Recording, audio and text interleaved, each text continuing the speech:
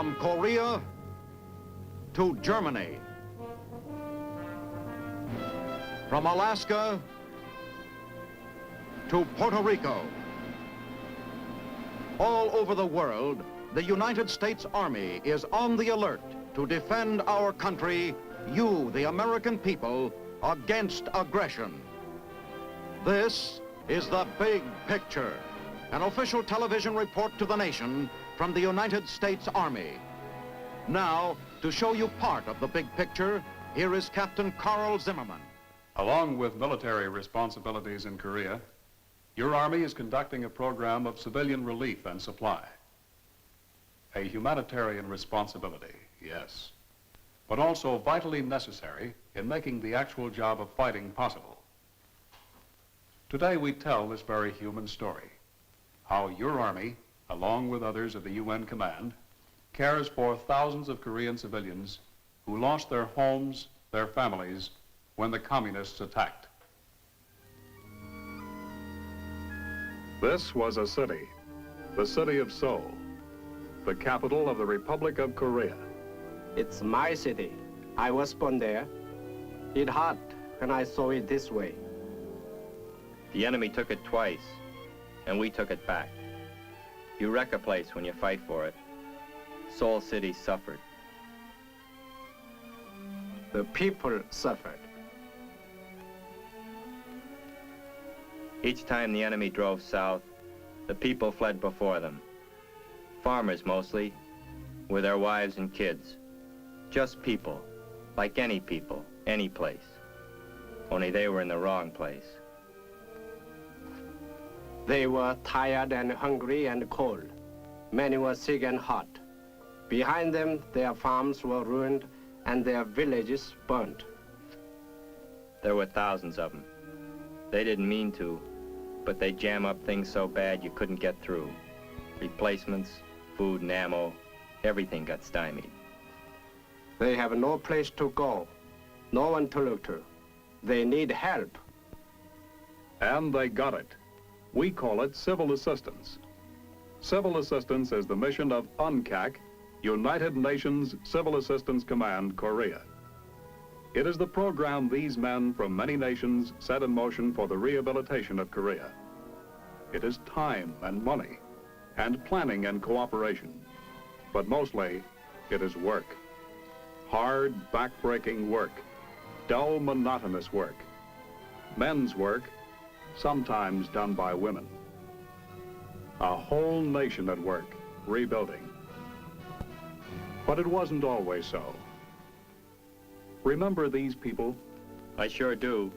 They came through our lines at Taegu. I remember them. They were my friends and neighbors. They came in by the truckload. We did what we could for them. Gave them some rice. Maybe dug up some old clothes. The civil affairs officer talked to them, got them organized, and sent them on back. We'd like to do more, but we're a fighting outfit. Our job was out in front of us, not behind. Back in the rear areas, the refugees were temporarily resettled in existing villages and towns. It's good this way. We all work together, villagers whose home this is, and those who have no home. But it takes time. Nobody builds a house in a couple of days, and these people need thousands of houses. It's an awful big job. It takes time to make clothes to keep you warm. It takes time for the rice to grow. It takes a lot of time. But for now, these things must be provided for them. Back at Busan, the ships came in. Old victories from the last war, doing a big job again. That's rice. I never saw so much rice, but I never saw so many hungry people either. Those guys work over that rice. Every shovel is a couple of days' rations for somebody. We don't have much modern equipment here in Busan Harbor. We wish we did. Someday, maybe we will. We need it. Just a net full of rice. Back in the States, I might give you a couple of bucks for it. Then I'd probably toss it at some old girlfriend getting married. Here it keeps people alive. Seems funny making such an important thing out of rice.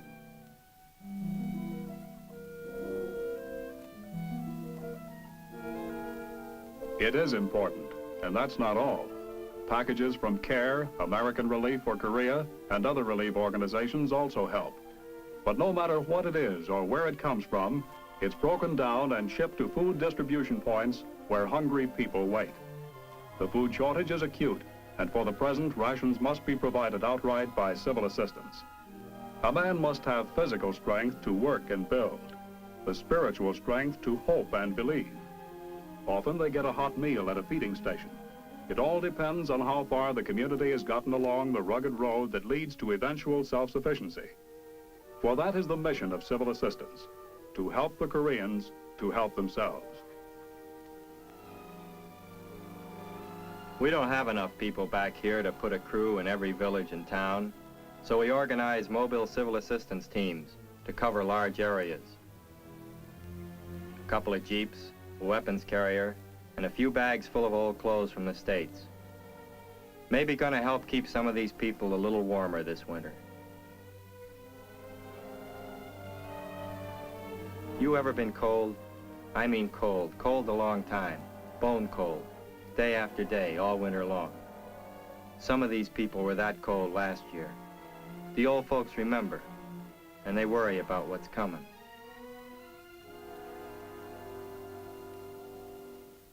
But kids live for today. The sergeant had gotten some bubble gum from the States.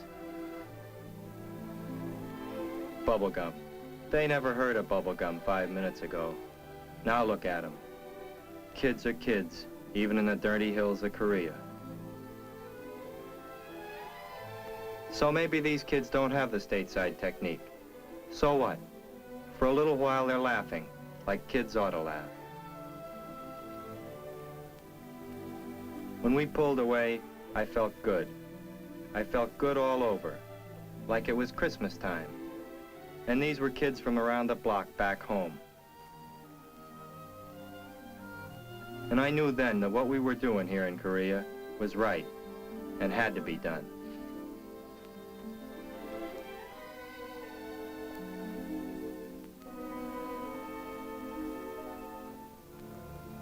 There are other mobile units too.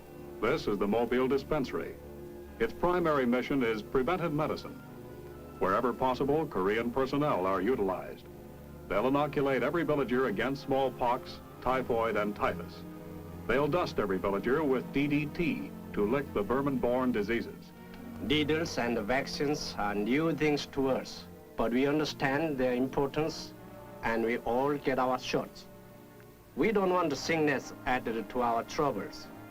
We must be strong and healthy to rebuild our country. Yes, and that's important, but that's not all. A general epidemic could infect the UN Army, like it did the Reds a year ago. We can't take the chance. But the program so far is only a short-term subsistence program. It has provided only the barest necessities. Most of the material has been acquired from outside organizations. It has been a program of relief rather than rehabilitation. Temporarily, this has to be, for the people must live today if they are to build for tomorrow.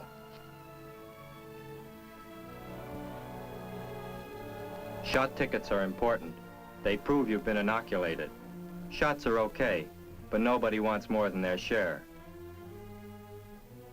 And a DDT gun is sometimes a lifesaver. You ever been dusted? Maybe typhus is no problem back home where you are. You haven't had to live in the dirty mess that follows a war. Around here, people can die of typhus. Not so many now. We dust everybody. It's not bad. Some people like it. People and industry on the road to recovery. Remember the factories in Daegu and Seoul. Remember the shipyards in Kunsan. Remember the farms and the rice fields. Yes, I remember. I used to work there. I remember. My division saw some rough fighting there. There was little left. The crops must be planted again. The fishing boats must put to sea. The wheels of industry must turn once more if the land is to prosper. One look around and you know, we gotta help these people help themselves. We are farmers mostly. We have farmed this soil for centuries. It is poor soil. Our methods are ancient, our tools are crude, but we know no others. You needed fertilizer, good chemical fertilizer from the States to improve the soil. And through civil assistance, you got it. With it came American technique and hand tools. Simple things like plows and hoes and sickles. You needed them.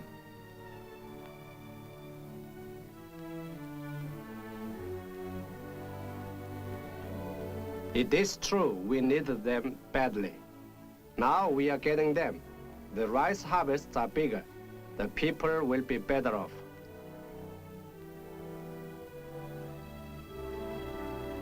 The fishing industry posed more of a problem. Boats were destroyed, ice houses and canneries were wrecked. The power to run them was non-existent. Reconstruction had to take place on all 3 levels at once. It took a long time. We needed the lumber and the tools, but now there is work for the shipyards.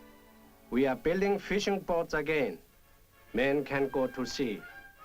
Their nets will fill quickly, for in Korean waters, there are many fish. It is well because my people need fish to live.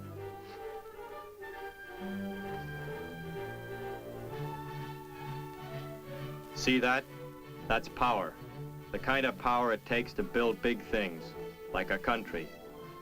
These people used to get their power from hydroelectric works up north, but the enemy's got them now, so we set up our own plants. It wasn't easy, but now the freezers are running again. Ice is rolling from the ice houses once more, and into the holes are waiting boats. When you go in for fish in a big way, you gotta have a lot of ice. And the fish canneries, something's got to run them. We patched up the few existing facilities and tapped new resources to produce the electricity. So now they're turning out the cans again, and food is getting around. Fish and rice, the 2 staples of the Korean diet. For the first time since the invasion, there's almost beginning to be enough.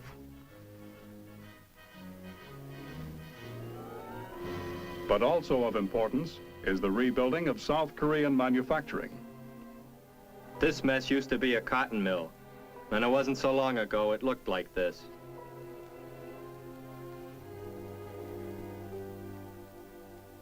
Took a lot of American know-how, UN supervision, and Korean determination. But today that mill is rolling again.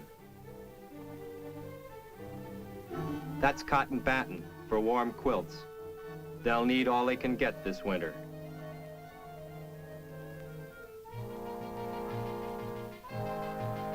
And that's cotton thread to make the kind of clothes these people wear. Shoes from America are good to have when you have no shoes at all. But Korean slippers are so much more comfortable to Korean feet. Besides, the whole object of this civil assistance is to help these people get started so they can take care of themselves. They don't want everlasting charity, and we're not giving it to them. We're just lending them a hand until they can stand on their own feet.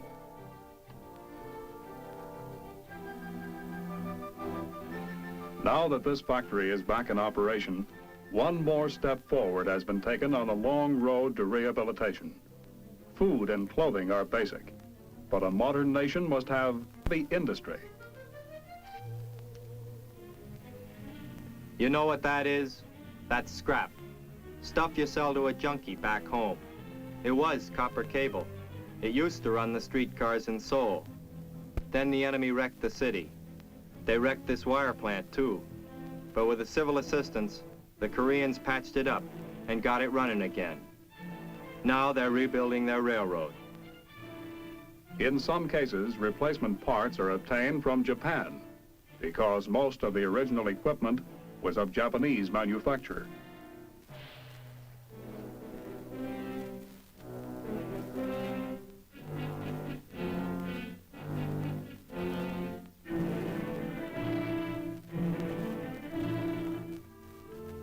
But there was still much more to do. One of the biggest problems we had to face was the treatment of civilian wounded. Remember these people? I remember. They were hot and sick. I remember. It was back in '50, when things were really tough. There weren't enough medical supplies for everyone. For a while, some people had to get along without help. Supplies had to be airlifted from Japan, and mobile teams of Korean doctors, nurses, and technicians had to be set up. These teams still operate in the back country where there are no doctors and nurses. It is good to know that anyone who is sick or hot can get help. Sure, this little guy is scared. He's probably never seen a doctor before.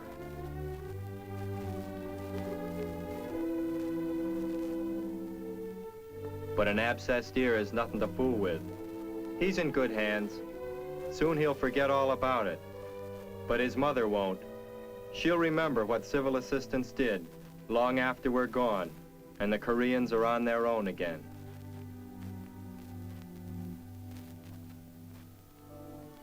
This is okay for minor stuff, but a lot of these people work right up behind the front lines.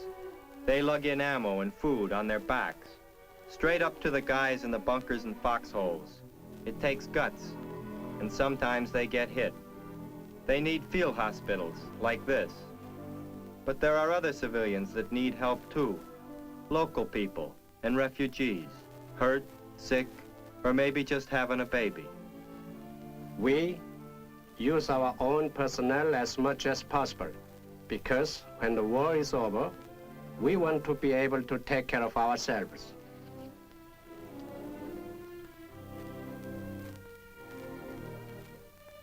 But field hospitals aren't enough either. There must be permanent facilities like the Italian Red Cross Hospital at Yeongdong-po.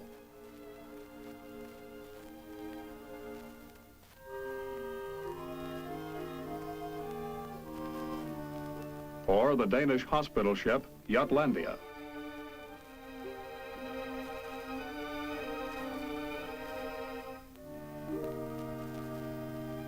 And this is the National Hospital at Daegu. Eventually, it will be staffed and administered entirely by native Koreans. But for the present, you will find Indian, Danish, and American, as well as Korean personnel here. In this business of civil assistance, everybody's got to pull together. Here, a doctor from India examines a patient. In places such as this, they've got modern equipment, like this X-ray machine. Here, some South Korean kid, with maybe a piece of enemy shrapnel that's been in him for months, can get decent attention. Expert technicians operate the equipment.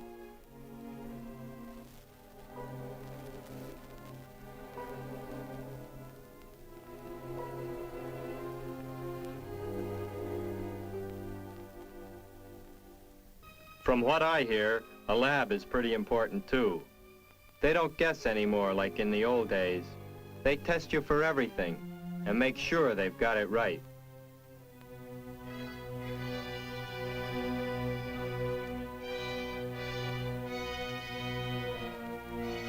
Here a couple of lab technicians run tests on blood samples.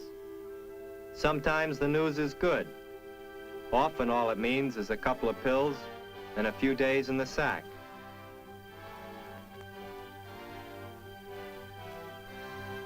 Then sometimes it's more serious. They tell you they're going to have to operate.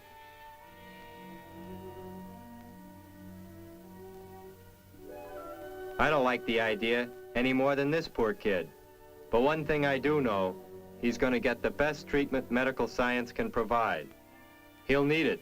He's going to have a rough time around here for the next few years.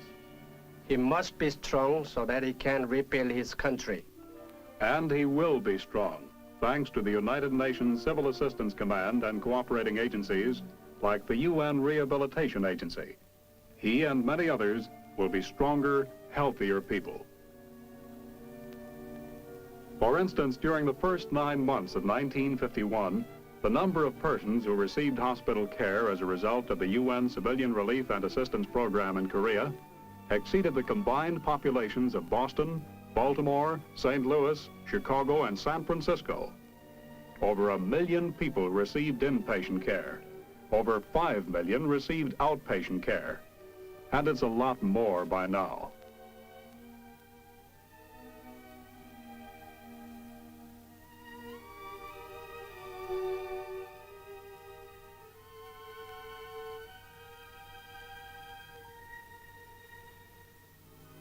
This was good work. We traveled far along the road to recovery. But it was not enough. If you build something, you build it for the future. A nation's future belongs to its youth.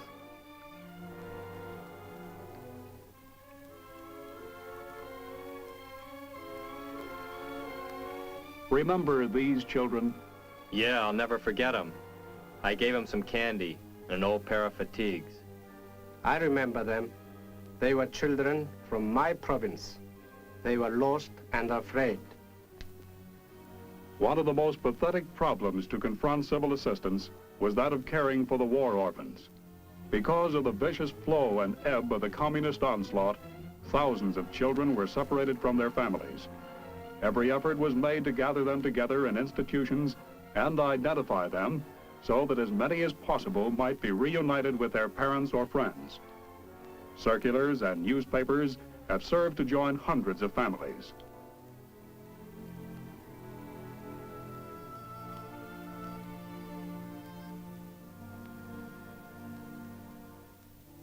Today, there are over 200 institutions throughout South Korea established to provide for them, staffed and administered primarily by Koreans. Kids. You know, there's something about kids. It doesn't matter whose kids they are or where they are. You still love them. Maybe it's because kids have bounce. They take this whole mess right on the chin and snap back. Around here, you need that kind of spirit. It's good to find somebody who can still have fun and who hasn't lost his laugh.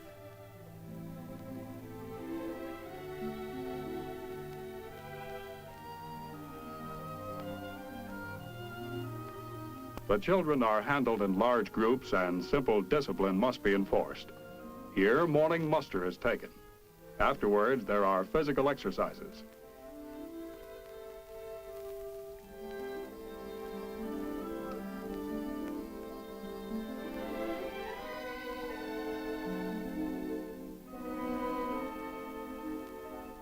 Then, some children play games,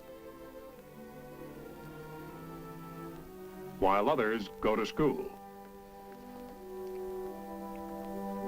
In my country, the scholar has always been the village leader. And so even now, we try very hard to give the children good schooling. It is sometimes difficult because many buildings were destroyed, books and teachers are hard to get. Yet, despite all these handicaps, real progress is being made. The school system must constantly improve, for unless Korea can continue to educate her young people, no present cultural, political, or economic investment made by the United Nations will maintain its value in the future. After school, the young kids play, while the older ones work around the orphanage. Mixing mud plaster may be fun at first, but pretty soon it becomes a chore. It has to be done, though, to get this place in shape for winter, and the youngsters pitch in.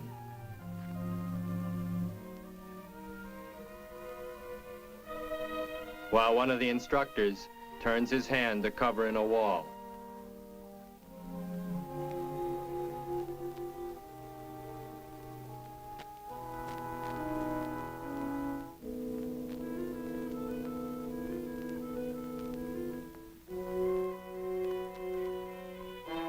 Then there's the garden to be tended. Pretty good for small fry, huh? It's gotta be good, because to a large extent they will rely on the food they grow here. These Korean kids have got heart, and it's good to see it. It is well, for in these children's hands lies the future of my country. You want them to have the same good things our kids enjoy. Civil assistance has given us the tools to help rebuild our country. It has shown us the way to a new and a better future. Maybe, more important than anything else, it has shown us what free men can do. Look, the streetcars are running in Seoul again. My people are beginning to live once more.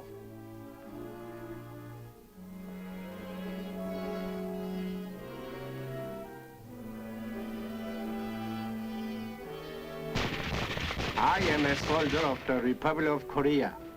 I can fight harder now. I know my country has a future. As an American soldier, I'll continue to fight hard too. For in the future of Korea is the future of the United Nations and the whole free world.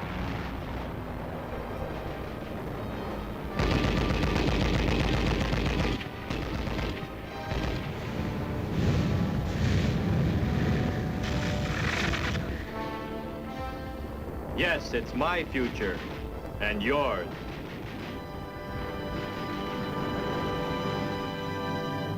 Relief for the Korean civilians must go on for some time, for the good of our troops as well as the people of Korea. For now, we can report that the work is proceeding successfully. We are helping the Koreans help themselves. Next week, we'll bring you a pictorial report of the activities of your soldier overseas. This is Captain Carl Zimmerman inviting you to be with us then. The Big Picture is a weekly television report to the nation on the activities of the Army at home and overseas, produced by the Signal Corps Photographic Center, presented by the U.S. Army in cooperation with this station. You can be an important part of the Big Picture. You can proudly serve with the best equipped, the best trained, the best fighting team in the world today, the United States Army.